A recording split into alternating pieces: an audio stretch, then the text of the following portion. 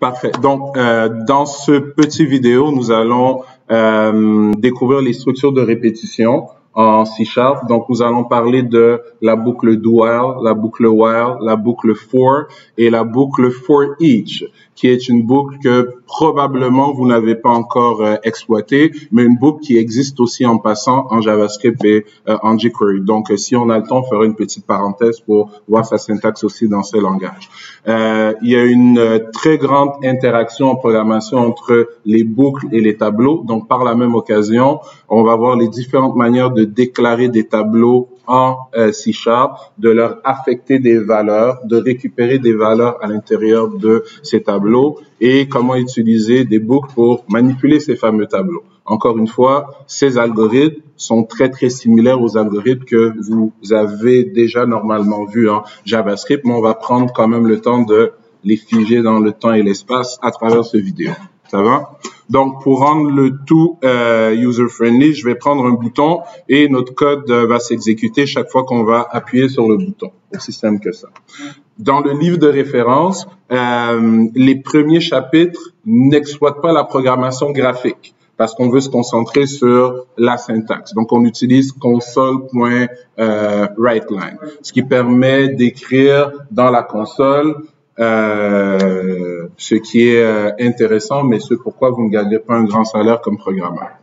On vous paye pour créer des applications graphiques en général, mais pour certaines boucles ici, je vais utiliser la même syntaxe parce que c'est des chiffres ou du texte tout simplement qu'on veut afficher. Quand on sera rendu à travailler avec les boucles et la tableau, là, je vais rajouter des éléments dans mon interface usager.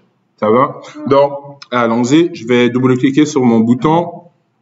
Et dans l'événement click associé à notre bouton, mais je vais commencer par déclarer une boucle, la boucle do while. Donc, en JavaScript, si je me trompe pas, vous avez vu la boucle while et la boucle do while. Quand est-ce que l'une doit être utilisée et quand est-ce que l'autre doit être utilisée? Le do while. En premier temps, est-ce qu'on a vu la boucle do while? Magnifique. Ben, magnifique. On s'entend. Donc, vous allez la voir dans les deux langages, entre guillemets, puisque c'est relativement la même syntaxe. La seule différence, c'est la manière de déclarer les variables, puisque en JavaScript, il y a var et en C#, il y a aussi var en réalité, comme on en a discuté, je crois, dans les premières semaines de cours, mais il n'a pas la même utilité. Donc, allons-y avec notre boucle pour commencer. Donc, je vais déclarer un nombre entier, je vais l'appeler CNT, c'est mon compteur, mon fameux compteur de boucle, et initialisons-le à 0.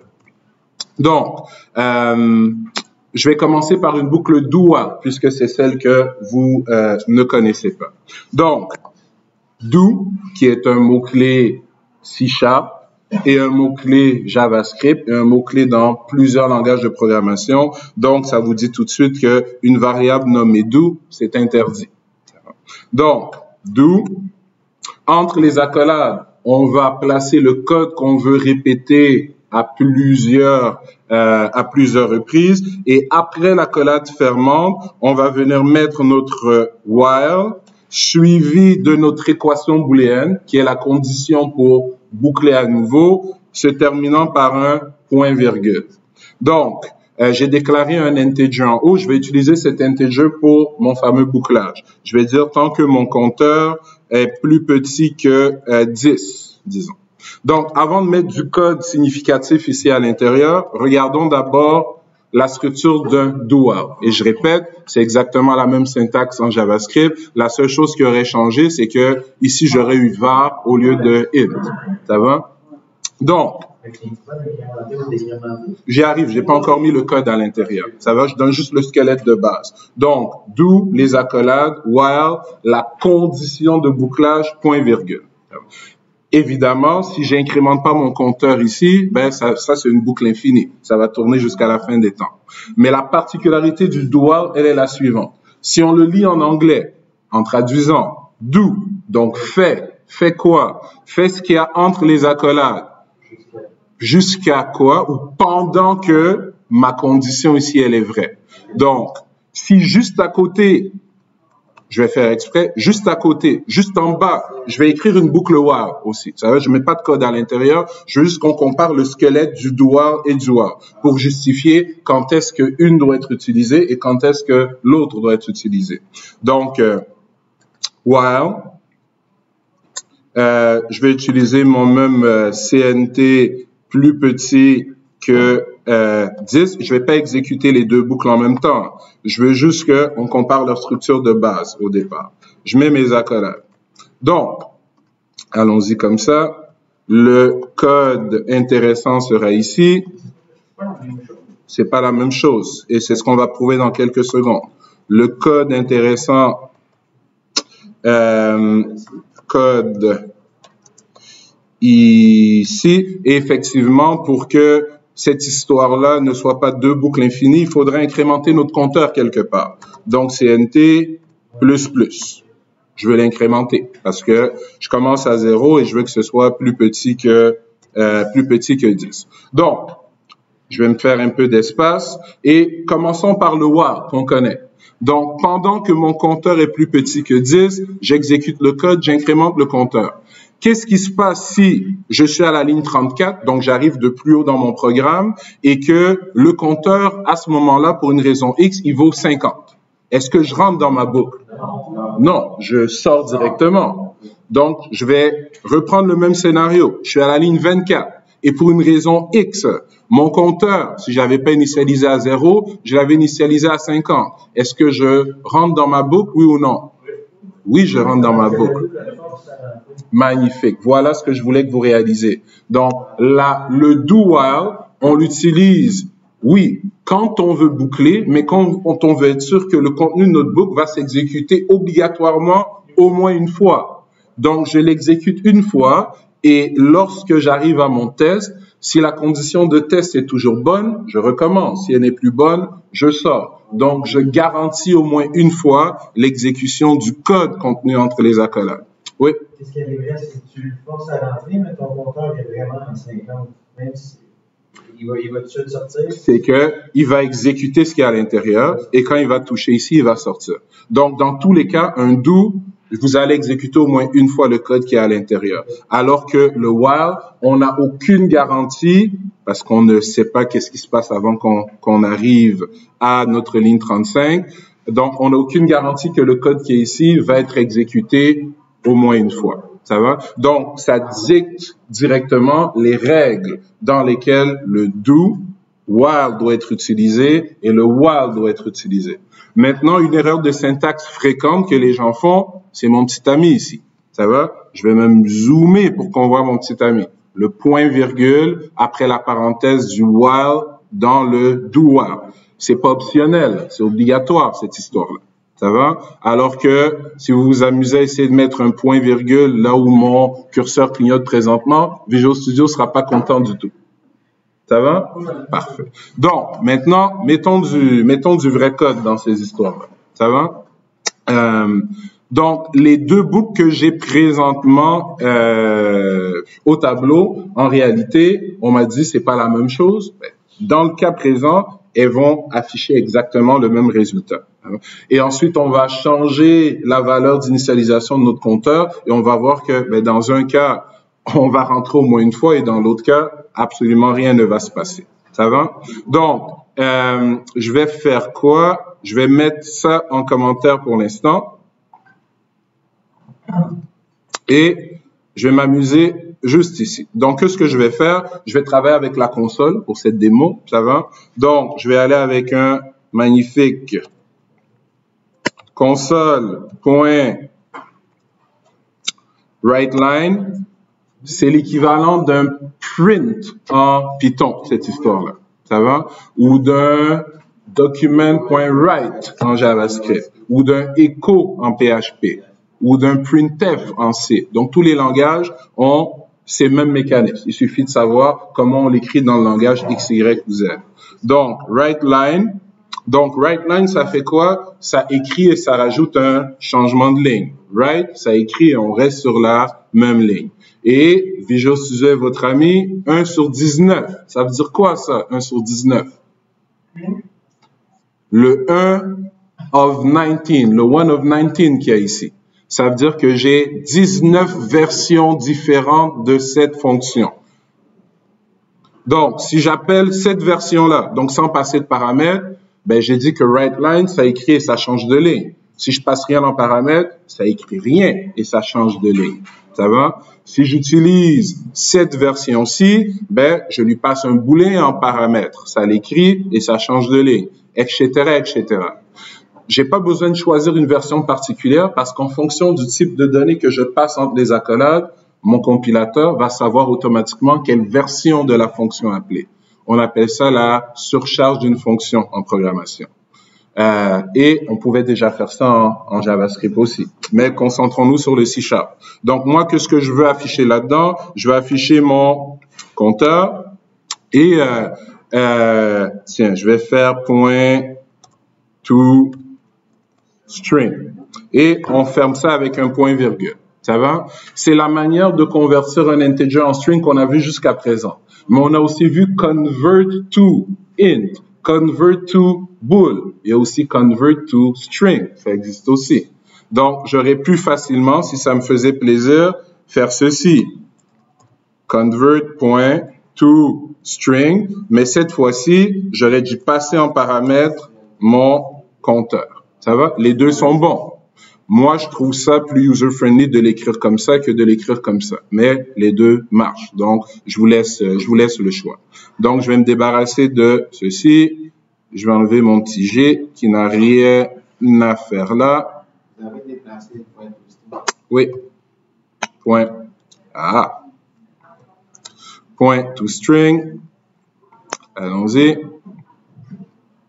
Et exécutons ce code. Ça va? Donc, je vais lancer le tout. Évidemment, il n'y a rien qui se passe tant aussi longtemps que je n'appuie pas sur notre super bouton. Et même en appuyant sur notre bouton, on a l'impression qu'il n'y a rien qui se passe. Pourquoi? L'output est dans la console. Pour la faire apparaître, on va dans View. Et dans View, on a Output ou Control Alt O. Et éventuellement, un jour, voilà. Ça va? Donc, 0 à 9, ça fait bien 10 itérations. Ça va? Donc, si je m'amuse, ça va jusque-là? Ça va? J'ai traumatisé personne? Donc, si je m'amuse à prendre exactement le même code, je vais le copier. Je vais venir décommenter ma boucle while. Je vais coller ce code à l'intérieur et je vais plutôt venir commenter ma boucle do while. Ben, dans la circonstance actuelle, on va avoir exactement le même output. Ça va? Donc prouvons-le juste rapidement. Je vais clear ma fenêtre d'output. On relance le tout. On appuie sur le bouton. View, output, et voilà, on a exactement le même résultat. Donc, voyons maintenant la différence entre les deux. Regardez ce qui va se passer. Je vais décommenter mon do while. Je vais décommenter mon do while. Je vais mettre ici un 50. Tiens, ça va? Et je vais changer le nom de variable qui est là. Je vais mettre une deuxième variable juste pour qu'on voit que, juste pour qu'on puisse rouler les deux boucles indépendamment. Donc, au lieu d'appeler ça, appelons ça INT-CNT2, mon deuxième compteur, que je vais mettre, tiens, aussi à 50 pendant qu'on y est.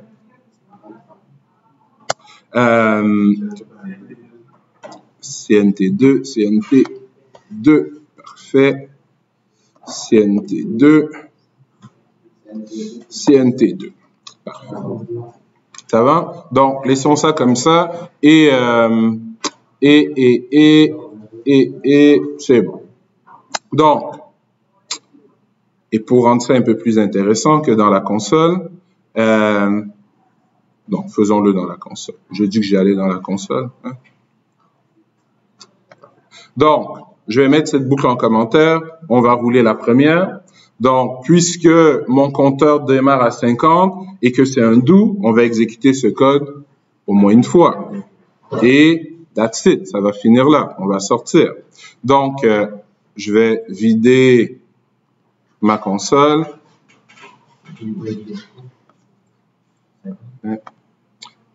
Exactement, il va écrire la valeur de départ du compteur. Donc, 50, ça va? Juste 50, pourquoi? D'où on fait une fois et on fait quoi? On affiche dans la console la valeur du compteur, on teste, le test échoue, on sort. Donc, si je commande plutôt maintenant, excusez-moi, cette partie-ci, et que je décommande cette partie-ci, vidons la fenêtre d'output et relançons le tout. C'est bon, je vais le montrer dans quelques secondes. Donc, j'appuie sur le bouton View Output. Il n'y a absolument rien. Et pourquoi il n'y a rien? Parce qu'on n'est jamais rentré. Ça va? Si on a un doute quelconque, ben, il n'y a rien parce que c'est rentré, il n'y a rien parce que le programme ne marchait pas. La meilleure façon de vérifier, c'est de mettre un point d'arrêt. Ça va? Pour sortir de la fenêtre d'output, monsieur, la fenêtre d'output a un petit X comme toutes les fenêtres. Ça va? Je clique dessus et elle disparaît. Pour la faire réapparaître, View, Output ou Ctrl-Alt-O. Ça va?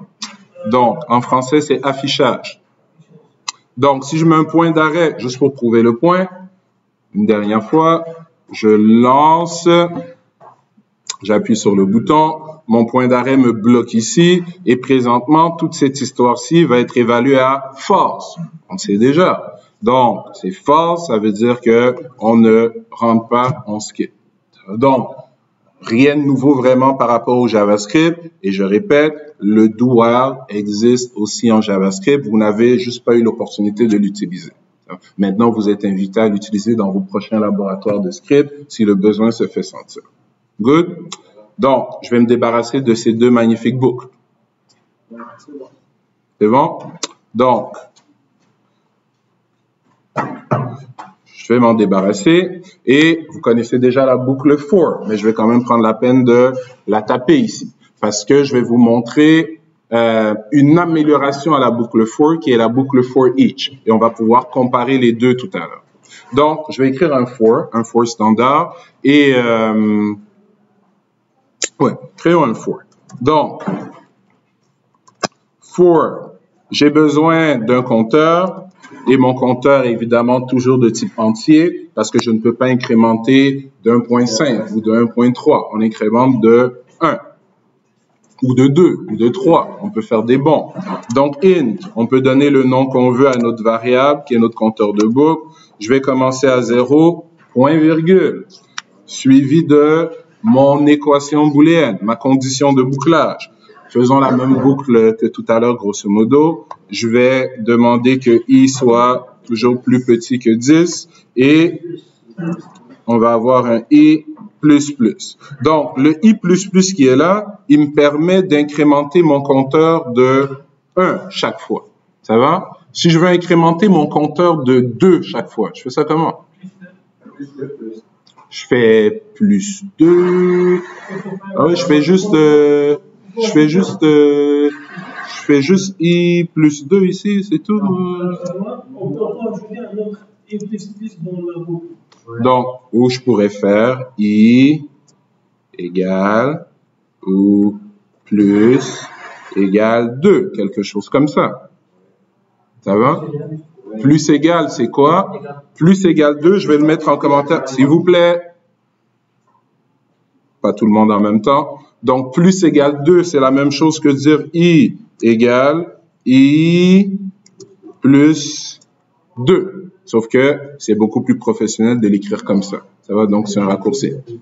Exactement. Donc, je prends la valeur actuelle de i qui n'a pas encore changé. J'y ajoute 2 et je remets le tout dans i. C'est le nouveau i qui va être testé ici dans ma section de bouclage. Ça va?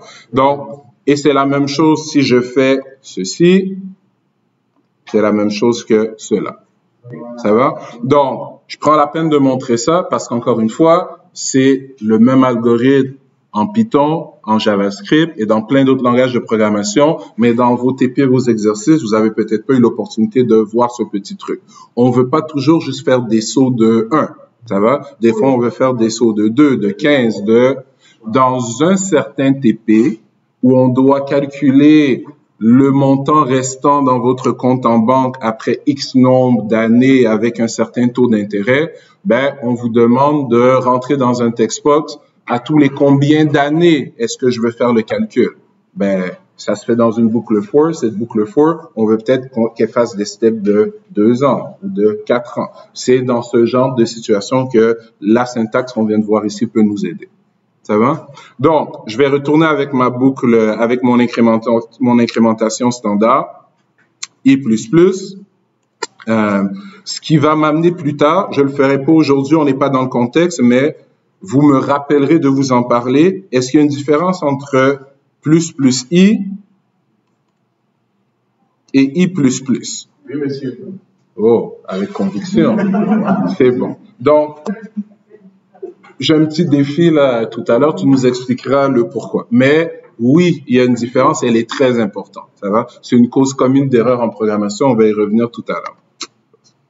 Donc, ça prend plus que juste oui, monsieur, dans un examen. Il me faut l'explication avec. C'est bon, on est d'accord. Donc, déconstruisons la boucle for. Donc, comment ça marche cette histoire-là? Étape 1, on initialise notre compteur de boucle. Étape 2, on teste l'équation booléenne. Si l'équation booléenne est vraie, étape 3, on exécute le code à l'intérieur de la boucle. Étape 4, on frappe l'accolade. Étape 5, on incrémente notre compteur. Étape 6, qui est la 2, on revient au test et on tourne ici tant aussi longtemps que le test est vrai. Donc, c'est exactement la même boucle for que vous connaissez du JavaScript. Ça va? OK. Donc, on pourrait afficher encore dans la console, mais c'est un peu ennuyeux à afficher dans la console à ce stade-ci. Donc, ce que je vais faire, je vais déclarer quelques tableaux. Ça va? Les tableaux qui sont l'équivalent des listes que vous avez vues en Python et des arrays que vous avez vus aussi en JavaScript, à la différence que les arrays en JavaScript peuvent contenir, premièrement, elles peuvent grandir, tant aussi longtemps qu'on met des éléments à l'intérieur et continue à grossir. Et une array en JavaScript, si dans la première case, je mets un booléen, dans la deuxième case, je peux mettre un integer. Dans la troisième case, je peux mettre une voiture. Dans la quatrième case, je peux mettre une image. Ça va? Alors que les tableaux statiques dont on est en train de parler ici, c'est une armoire avec un certain nombre de tiroirs. Chaque tiroir ne peut contenir que le même type d'éléments. Donc, je crée un tableau d'integer. Il ne peut contenir que des integers. Je crée un tableau de string. Il ne peut contenir que des strings. Donc, différence majeure entre ce type de tableau et ceux avec lesquels vous avez travaillé jusqu'à présent. Ça va? On a l'équivalent de ceux que vous connaissez déjà dans ce langage, mais on va les utiliser dans d'autres contextes, dans quelques cours. Donc, ma boucle qui est là, je vais la garder en suspens. Je vais l'utiliser dans quelques secondes, mais j'en ai pas besoin tout de suite. Donc, je vais la mettre en commentaire et je vais m'amuser à déclarer des tableaux de différentes façons. Ça va? Toutes ces façons sont équivalentes. On est à l'école, donc on doit maîtriser toutes les façons. Ça va? Mais dans la vraie vie, vous prenez celle avec laquelle vous êtes à l'aise et c'est ça que vous utilisez au jour le jour. Donc, let's go. Donc, je veux un tableau de nombres entiers. Donc, ça me prend le type, ça me prend les crochets pour spécifier que c'est un tableau, ça me prend un nom de variable. Point. Je viens de déclarer un tableau. Le problème avec ce tableau, c'est qu'il n'a pas de taille. Je ne sais pas quelle est sa grandeur. Et j'ai dit qu'en C#, un tableau doit avoir une certaine grandeur fixe. Donc, mon fameux tableau qui est là, ben, allons-y. Voici son nom. Tab 1 égale new int crochet 5. Donc, à la ligne 22, j'ai déclaré une variable qui s'appelle tab1 et qui est un tableau, donc une armoire. mais une armoire sans aucun compartiment pour l'instant. À la ligne 23, je viens de creuser ou de diviser mon armoire en 5 compartiments égaux. Chaque compartiment capable de contenir un nombre entier. Ça va? Dans chacun de ces compartiments, quel va être le nombre entier que je vais y trouver si je fouille à l'intérieur présentement? Ça, c'est les indices de chacune des cases. C'était pas ça ma question. Ça va? C'est quoi la valeur par défaut d'un nombre entier en C#? C'est quoi la valeur par défaut d'un nombre entier en C#? 0. Donc, dans chacune des cases, quand je déclare un integer, par défaut, j'ai 0 à l'intérieur. Donc, ici, je vais avoir 0 dans les 5 cases. La case d'indice 0 jusqu'à la case d'indice 4. Il y avait une question derrière? Oui, dans le fond, on se demandait, à la place de mettre le 5 dans le new int, je vais faire différentes versions. Il y a 4-5 façons différentes de les déclarer. Je veux juste vous les prouver tous les unes après les autres. Ça va? Donc, ça, moi, j'aime bien optimiser. Ça va? Ça marche, mais ça n'a pas l'air très professionnel. On vient de gaspiller 2 lignes de code. On peut faire ça en une ligne de code. Donc, int tab 2 égale new int crochet restant avec 5.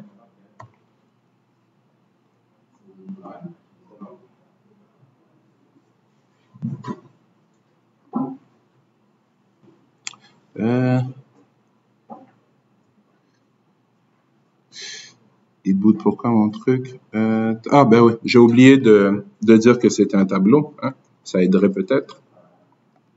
Magnifique. Donc, commençons par prouver que ces deux choses-là font exactement la même chose. Ça va? Tiens, je vais mettre un point d'arrêt ici et je vais rajouter tab 1 et tab 2 dans ma fenêtre espion pour qu'on réalise que ça fait bel et bien 2 tableaux de 5 cases. Donc, je lance. J'appuie sur mon bouton. Dans mon watch window, je vais écrire tab 1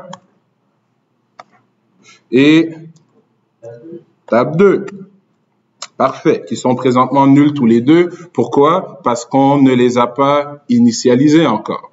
Donc, on donne un petit coup et on voit que tab 1 est c'est pas juste int qui est écrit, c'est int crochet à type. Donc, j'ai un tableau de nombres entiers.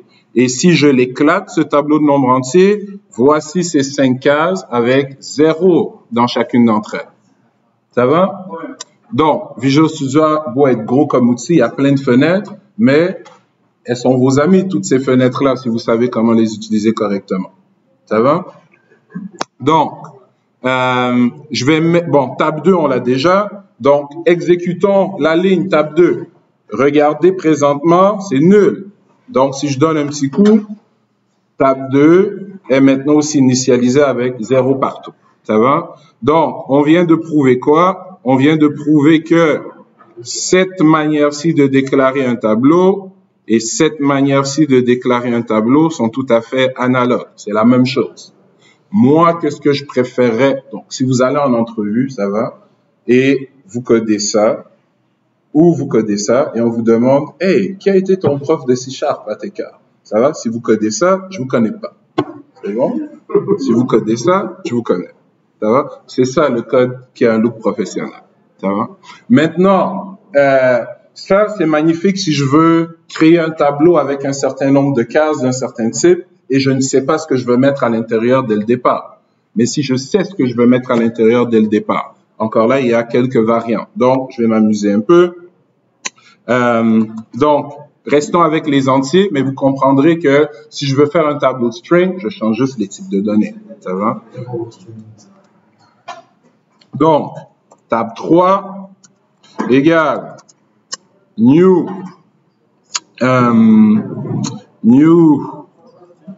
int. Je veux, restons avec 5. J'ouvre les accolades, point, virgule, et tiens, 1, 2, 3, 4 et 5. Donc, j'ai créé un tableau de 5 entiers et j'ai donné la valeur des 5 fameux entiers. Je vais recopier cette ligne Juste ici, je vais faire un tab 4. Et je vais enlever le 5 qui est là-dedans. Regardez la ligne 27, regardez la ligne 29.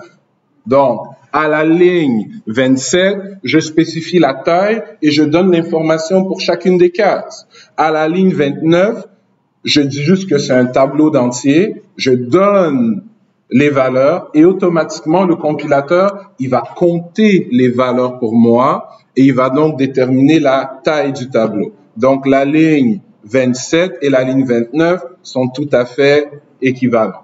Si je veux être sûr que c'est un tableau de 5 cases, je vais y aller avec la ligne 27. Parce qu'avec la ligne 29, quelqu'un pourrait s'amuser puis venir faire ça. Fait que là, ça vient de devenir un tableau de 6 cases. Ça va? Parfait. Si, exemple, dans le tableau 3, tu rajoutes le 6, mais tu définis 5 et ça ne marche pas. Ça explose. Ça explose. Donc, et évidemment, jamais 203, int, crochet, tab 5 égale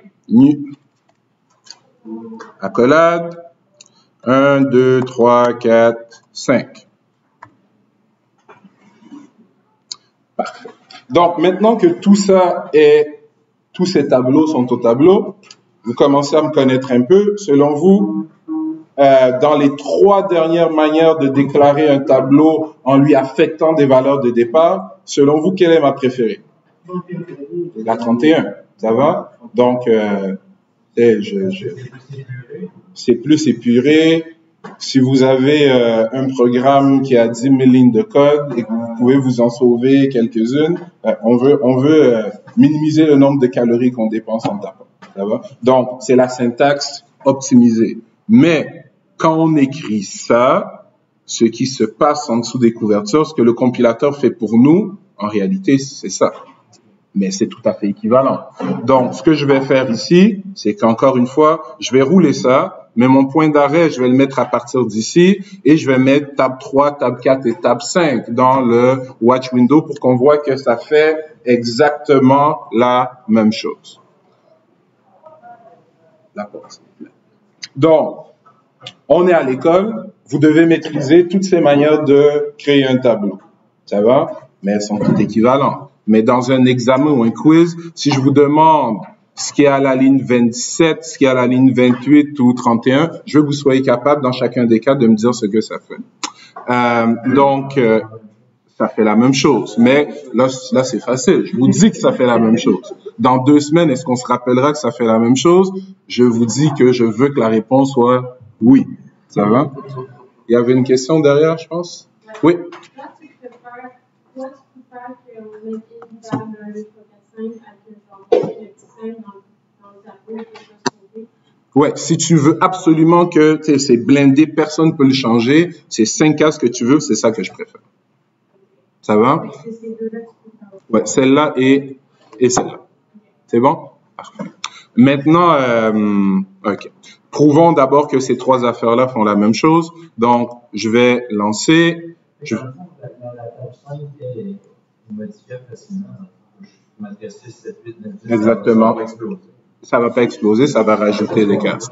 Je vais juste prouver le point, après on va prendre les questions. Donc, je vais changer mon tab 1 ici pour tab 3, mon tab 2 ici pour 4, et on va rajouter un tab 5.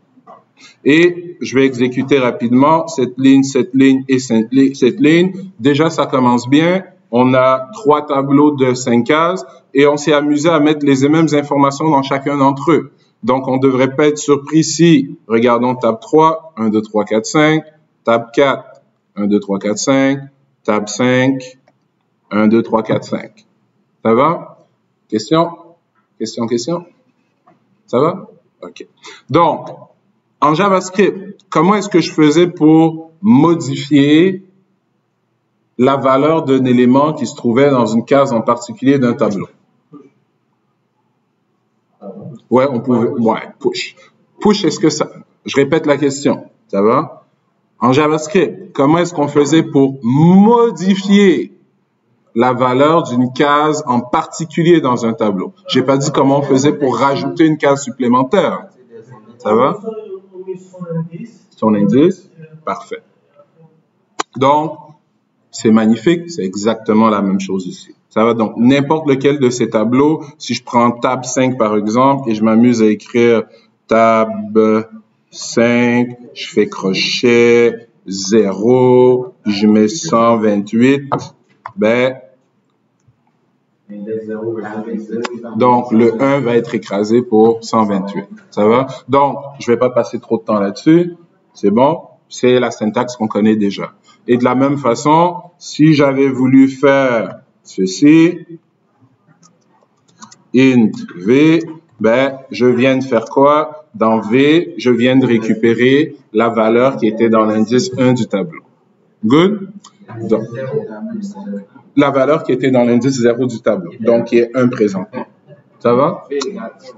Donc, tous ces tableaux-là, ils sont magnifiques, mais ils font grosso modo la même chose. Donc, je vais effacer la majorité, je vais en garder juste un. Je vais en garder juste un, et ce tableau-là, je vais le travailler avec ma boucle for, que vous connaissez déjà, et je vais vous montrer une nouvelle boucle, la boucle for each. Et c'est encore une fois, même pas le même concept, mais do while, je vous ai montré dans quel contexte utiliser l'une et l'autre. For next, je vais vous montrer dans quel contexte. For each, excusez-moi. For next, c'est un autre langage, c'est du Visual Basic. Un autre langage .NET en passant, mais je dévie. Donc, for et for each, je vais vous montrer avantages et inconvénients quand utiliser l'une par rapport à l'autre. Ça va? Donc, je vais faire un peu de ménage. Ok, on va aller comme ça. Débarrassons-nous de ceci. Oui? Par exemple, V est égal à 128, c'est quelque chose de la première position. Exactement. Donc, si je vous demandais avec une boucle for, ça va, de faire la somme de tous les éléments se trouvant dans le tableau. C'est un algorithme qu'on sait déjà faire en JavaScript. Donc, quand je dis c'est un algorithme qu'on sait déjà faire, même si vous dites non, moi je vais dire oui parce que j'ai écrit le cours de JavaScript avec Marc. Donc, je sais ce que vous avez fait. Ça va? Y compris ce que vous faites présentement. Donc, vous pouvez pas me mentir. C'est le message que je suis en train de vous lancer. Donc, for int i égale à 0, 0, point virgule. Là, oui, on pourrait s'amuser à faire ça, mais est-ce que vous allez toujours savoir quelle est la taille du tableau avec lequel vous devez travailler? Tu vas mettre tableau. Mes chers enfants, donc, on pourrait mettre la valeur de l'indice ici directement, mais une bonne pratique de programmation veut que quand vous créez du code, il faut que ce soit du code flexible. Donc, imaginez que cette boucle-là, elle se trouve dans une fonction, ça va, et que vous recevez un tableau de notes en paramètres et que vous devez faire la somme des notes de vos élèves. Moi, j'ai peut-être reçu un tableau de 3, de 15, de 5. Je peux pas fixer un chiffre là-dedans.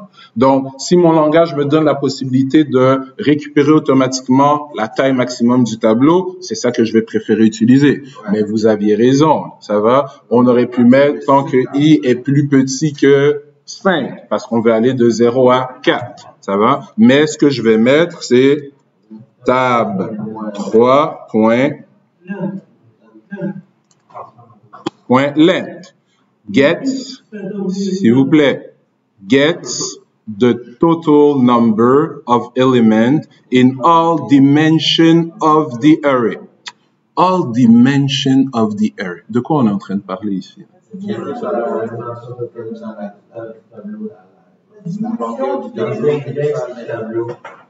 Si j'écris ceci, bon, je ne vais pas l'écrire.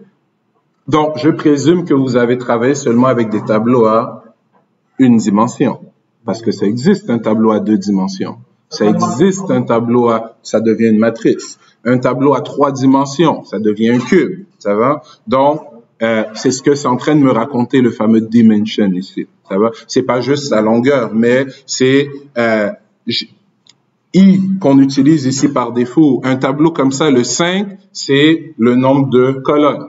Si je voulais un tableau de 2 dimensions, je viendrais ajouter ici et le premier chiffre serait le nombre de lignes, le deuxième, le nombre de colonnes. Je pourrais continuer. Donc, ligne, colonne, élévation. Ça va? Rendu à, je peux faire 4 aussi, mais 4 dimensions, ça commence à être dur à visualiser. Donc, on va travailler dans notre cours avec des tableaux de 2 dimensions. On va travailler dans notre cours avec des tableaux de 3 dimensions aussi. Ça va? Donc, je voulais juste ouvrir la parenthèse. Oui, on va travailler avec des tableaux de 2 et 3 dimensions. Donc, terminons notre condition. Tant que I est plus petit que table 3, point, length, point virgule, et plus plus. OK. Et donc, faisons la somme des éléments du tableau et affichons cette fameuse somme dans la console, comme tout à l'heure. Donc, je vais avoir besoin d'une variable in que je vais appeler somme. Je vais la faire commencer à 0. Et ici, c'est somme en anglais. Et je vais faire ceci. Somme plus égale table, pas table 5. Je veux faire la somme de tous les éléments de mon tableau. Donc, je veux récupérer l'élément actuel et l'additionner avec la somme qui est 0 pour l'instant. Ensuite, il va devenir 1. Donc, on va récupérer l'élément suivant, l'additionner à la valeur actuelle de somme, le tout redevient somme. Ça, si vous vous amusez à mettre un point d'arrêt, ce que je vais vous laisser faire quand vous allez faire ce genre d'exercice, vous allez voir le résultat. Et à la fin, je vais faire quoi? Je vais afficher somme. Ça va? À la fin, je vais afficher somme dans ma console. Donc, on finit avec un console, point, write line, et mon somme, point, toString. OK. Donc, avant d'exécuter ça, parce que ça, c'est pas vraiment du nouveau code. En fait, si j'enlevais le int et que j'enlevais le background de Visual Studio et que je vous disais c'est quel langage, on pourrait pas vraiment répondre. Ça va? Parce que C, C++, C#, JavaScript, Python, l'algorithme est pareil, ça se ressemble.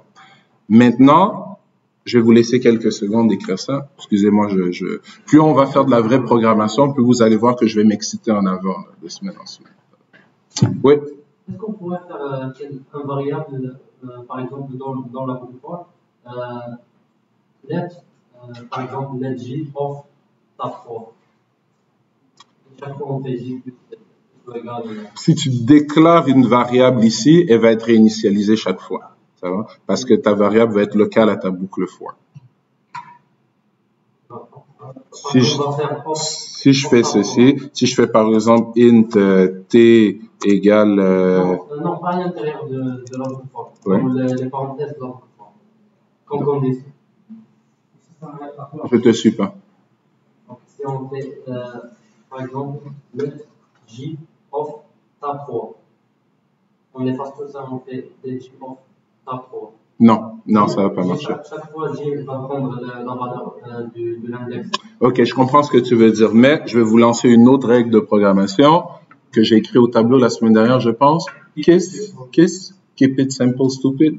Ça va? Donc, le but d'écrire un code, parce que il faut pas oublier, en génie logiciel, je veux que mon code soit facile à maintenir, facile tu tombes malade aujourd'hui et je veux te remplacer par un autre programmeur. Il faut pas qu'il passe 15 heures à essayer de deviner ce que ton code fait. Ça va? Donc, il y a des algorithmes simples pour des problèmes simples. Utilisons l'algorithme simple pour un problème simple. Maintenant, je peux refaire ce calcul de 50 variables différentes et on saurait même pas que c'est une boucle for une somme. Mais où est l'avantage? Ça va? Est-ce que ce que tu amène un avantage à la syntaxe? Est-ce que ça va s'exécuter plus vite? Est-ce que ça va prendre moins de lignes de code? Pas vraiment. Pas vraiment. Ça va? Est-ce que ça va être simple à comprendre pour les autres développeurs qui vont travailler avec toi? Non, beaucoup moins. Ça va? Donc, c'est le pour et le contre qu'il faut se poser chaque fois qu'on écrit une ligne de code. Donc, ça va pour cette partie-là? C'est pris en note, cette partie-là? Sinon, vous le prendrez en note quand vous reverrez le vidéo. Donc, je vais travailler avec la même boucle. Donc, je vais l'écrire et je vais l'expliquer par la suite. For each int element. Element ici n'est pas un mot-clé du langage, c'est juste une boîte, c'est un nom de variable que j'aurais pu appeler Toto, ça aurait marché quand même. Mais j'aime bien utiliser element comme nom de variable quand je fais une boucle for each, parce qu'on va voir tout à l'heure que ça se lit très bien après, ça s'explique bien. In tab 3. Je vais ouvrir mes accolades et là-dedans,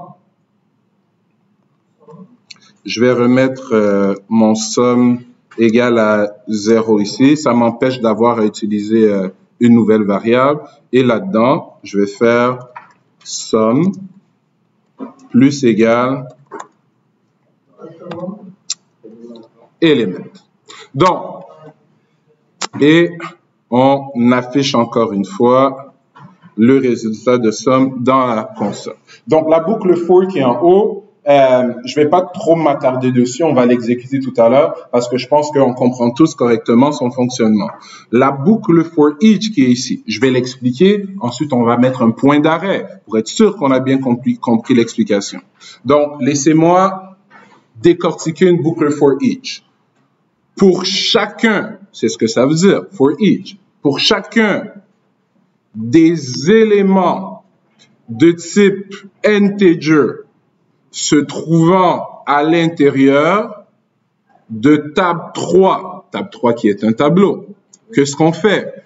On prend le prochain élément, on le met dans la variable élément, et donc, on est capable de faire notre fameuse sommation. Quels sont les avantages ici? Que table soit un tableau statique, comme ce qu'on est en train de déclarer, qu'il ait une case, deux cases, 1000 cases, ou que table soit un tableau dynamique, comme les tableaux que vous avez utilisés en JavaScript et en Python, donc un tableau qui peut grandir à perpétuité. Je n'ai jamais besoin de me soucier de sa taille maximum. Pourquoi? Parce qu'un for each va itérer à travers toutes les cases de mon tableau, peu importe sa taille. Là, vous allez me dire que, ouais, mais point length aussi me permet, j'ai gaspillé plus de calories où? En haut. Donc, si je veux faire la somme des éléments d'un tableau comme programmeur, je vais préférer faire un for ou un for each? For each. Le for est plus intéressant pour moi lorsque je ne veux pas nécessairement passer à travers tous les éléments d'un tableau. Ça va? Je suis capable de sortir d'une boucle for ou d'une boucle while avec un mot-clé, le mot-clé break, par exemple. Donc, je pourrais faire un if si je récupère une valeur dans mon tableau et que cette valeur est égale à 15, par exemple, break, je sors. Ça va? Mais quand je sais que pour aucune raison possible et inimaginable, je ne veux vouloir sortir, ben, on prend un for each parce qu'on va traiter élément par élément sans se casser la tête. Oui? Donc, je vais le redire. Pour chacun des éléments de type entier se trouvant donc à l'intérieur de quoi? De mon tableau, je veux faire quoi? Je veux faire ce qui est entre les accolades. C'est-à-dire prendre l'élément qui est présentement pointé par ma boucle for each. La première fois, ça va être l'élément 0. La deuxième fois, ça va être l'élément 1. La énième fois, ça va être l'élément n. Je n'ai pas besoin de le gérer. Je ne vais jamais dépasser la borne supérieure de mon tableau. C'est ça la magie ici. Il le fait automatiquement pour nous. Non, il n'y a aucune chance. Ça finit quand ton tableau finit. That's it. Oui.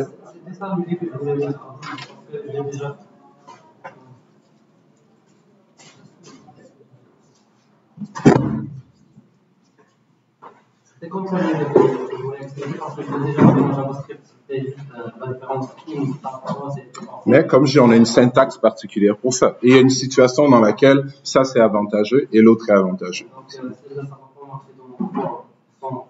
Exactement. Parfait. Donc, je crois que avec ce petit exemple, on a bien compris la différence entre la boucle for et la boucle for each. Elles permettent de faire les mêmes opérations, mais quand je n'ai pas besoin de me soucier ou je ne veux pas me soucier de la taille maximum, ben, c'est un for each qu'on va utiliser. Vous êtes en train de faire un cours de base de données. Très rapidement, notre cours de C#, je veux dire, je ne veux pas voler le scoop de Ricoeur. Je le laisse avancer un peu, vous apprendre le SQL. Quand vous allez être un peu à l'aise en SQL, nos applications C# vont se connecter à des bases de données. Donc, quand je fais une requête, vous êtes rendu aux requêtes, ça va? Les requêtes select, on a fait ça. Donc, quand je fais une requête select, je peux avoir comme retour 0, 1 ou une infinité d'enregistrements. On est d'accord? Donc, si je veux traiter les enregistrements qui me reviennent de la base de données, est-ce que je peux prévoir d'avance combien je vais en recevoir? J'en ai aucune idée. Donc, je vais pas les traiter dans une boucle for. Je sais pas d'avance combien je vais en recevoir. Je vais les traiter dans un for each.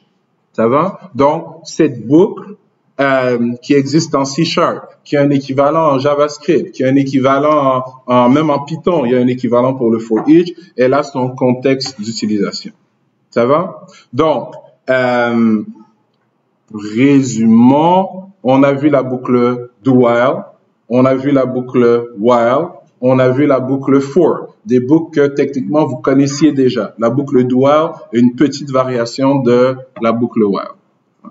On a revu la boucle for en C# et on a vu son cousin proche, la boucle for each. Et on a montré plusieurs des manières, parce qu'il en reste d'autres. Ça suffit. On a montré plusieurs des manières de déclarer des tableaux en .NET. Ce ne sont pas toutes les manières. Ce sont les manières les plus usuelles. Quand on aura besoin d'une autre syntaxe particulière, je vous montrerai l'autre syntaxe à ce moment. Ça va? Donc, je vais stopper cette vidéo. Complémentaire à cette vidéo, je vais vous donner dans le forum de classe des lectures sur les tableaux et les boucles. On va prendre une pause. En revenant de la pause, je vais prendre quelques minutes de votre temps encore pour donner des précisions sur le TP3 et pour lancer officiellement le Labo 1. La balance de la période sera en laboratoire. On va le lancer tout à l'heure, après la pause. Mais, comme on dit, si le TP2 dont on parle, ça va, on s'est assis au dernier cours et on a donné des précisions sur le TP2. Une fois qu'on a les précisions, ben ça speed, ça accélère un peu le processus de le coder. Donc, je suis pas mal sûr que c'est pas mal la même chose qui va se produire pour le TP3 et le Labo 1 une fois qu'on en aura discuté ensemble. Ça va? Donc, prenons notre pause, une vingtaine. En revenant, on fait ces deux choses-là et on est en labo pour la balance de la période.